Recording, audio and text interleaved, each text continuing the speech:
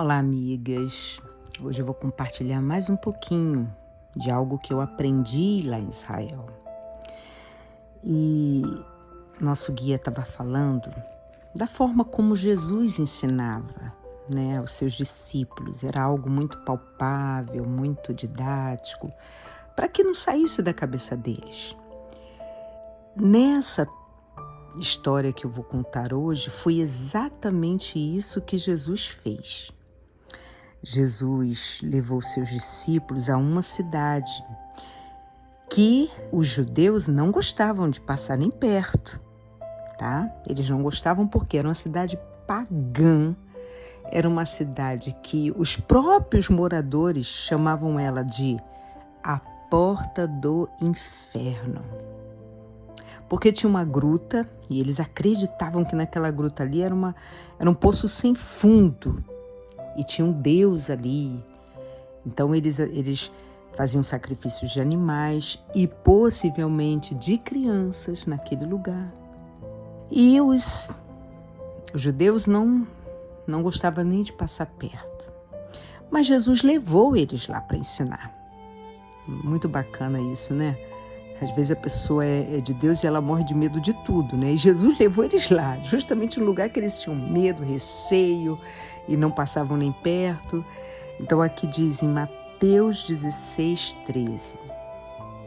E chegando Jesus às partes de Cesareia de Filipe, interrogou os seus discípulos dizendo: o que as pessoas dizem que eu sou?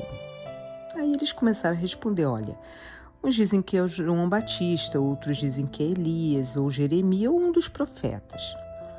Então disse Jesus: mas e vocês? Vocês pensam que eu sou quem? E aí Pedro respondeu: tu és o Cristo, o Filho do Deus vivo. E Jesus disse para Pedro: Pedro, bem-aventurado é você, porque não foi carne e sangue que te revelou isso, mas foi o Pai. Isso aqui é glorioso, gente, guarda isso aí. Quem revela o amor de Deus pra gente é o próprio Pai. E aí, quando a gente conhece o seu Filho, Jesus, não tem mais dúvida, porque foi o próprio Pai que apresentou. Se fosse qualquer outro ser humano que te apresentasse, você ia ter dúvida, né? Por isso que a gente tem que nascer de Deus, tem que ser revelado por Deus, porque se for só um pastor te revelando, mas não for o próprio Pai, você ainda vai ter receios. Mas quando é Deus, você fala, não tem como duvidar. O Pai apresenta muito bem, né? E aí ele fala assim, Jesus continua dizendo: e também eu te digo que tu és Pedro, e sob esta pedra edificarei a minha igreja. E as portas do inferno não prevalecerão contra ela.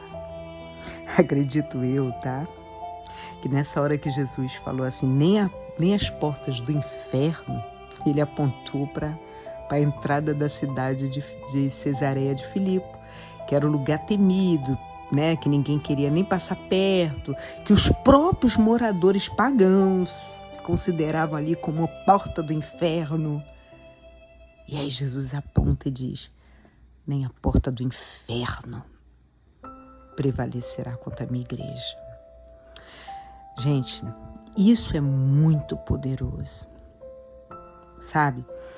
Porque, de repente, você está num lugar, tá? Num lugar que você trabalha com pessoas que você diz assim, meu Deus, como que eu vou aguentar isso aqui? Isso aqui é um tormento. São pessoas ruins. Olha, nem a porta do inferno vai prevalecer contra aquele que é de Deus. Podem tentar. Mas sabe por que Jesus levou eles lá? Disse assim, não tenha medo. Não tenha medo disso aqui. De repente você está num trabalho que realmente, sabe, pessoas egoístas, invejosas, maldosas. Você está num ambiente que é brabo, mas você é de Deus ali. Quem vai prevalecer é a sua fé. Uma vez eu li uma coisa na internet, que colocaram lá um texto e eu li, achei interessante, que dizia assim: o problema não é você ter amigos não cristãos. O problema é você não ser um cristão quando está com eles. Então tem tudo a ver. Às vezes você está naquele ambiente para você alcançar alguém, para você de alguma forma ser a luz naquele lugar ali e arrebatar uma pessoa. Guarda isso, amiga, porque às vezes você não quer levar a luz aonde tem trevas, você quer levar a luz só onde tem luz. Eu me sinto bem só aqui, nesse lugar onde tem pessoas de Deus. Tá, mas você é luz, ali já tem luz. Qual a diferença que você está fazendo? Aproveita a oportunidade para que você ganhe uma alma. Se você sair dali com uma alma tirada daquela porta do inferno, já valeu a pena. Porque uma alma não tem preço. Aonde nós estivermos, nós temos que ser a luz e nada pode nos deter. Tá certo?